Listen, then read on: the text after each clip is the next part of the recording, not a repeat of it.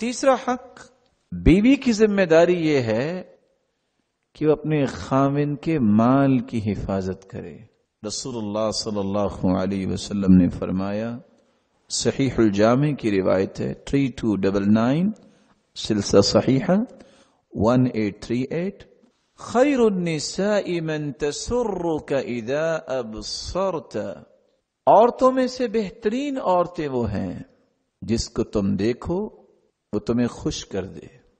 ایسی بیوی جس کو تم دیکھو اس کے ادب و آداب اور اس کا طریقہ اور سلیقہ اور اس کے حسن صمت، اس کا اخلاق تمہیں خوش کر دے. تطعمک اذا امرت، جب بھی تم اسے کہو کھانے کے حوالے سے تو فوراً کھانا حاضر کر دے.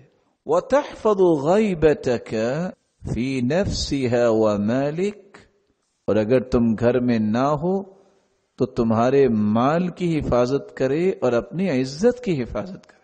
رسول اللہ صلی اللہ علیہ وآلہ وسلم نے ایک دوسری روایت کے الفاظ ہیں، خیر النساء التی تسرہ اذا نظر، عورتوں میں سب سے بہترین وہ عورتیں ہیں جس کا خاوند اسے دیکھے تو اس کے حسن سلیقہ سے خوش ہو جائیں. وتطیعہ اذا امر، جب بھی حکم دے تو اس کو بجا لائے. ولا تخالف فی نفسها ولا مالها بما یکرہ، جس چیز کو خامد ناپسند کرتا ہے اس کے قریب نہ جائے. اور لفظ کیا بولے ہیں شریعت نے؟ ولا مالها، حالانکہ عورت کا ذاتی مال ہوتا ہے، عورت کے مال، عورت اس کی مالک ہے، عورت سے زبردستی مال مرد نہیں لے سکتا، حتیٰ کہ مہر یہ عورت کا حق ہے، 1 روپیہ بھی مرد اس سے نہیں لے سکتا.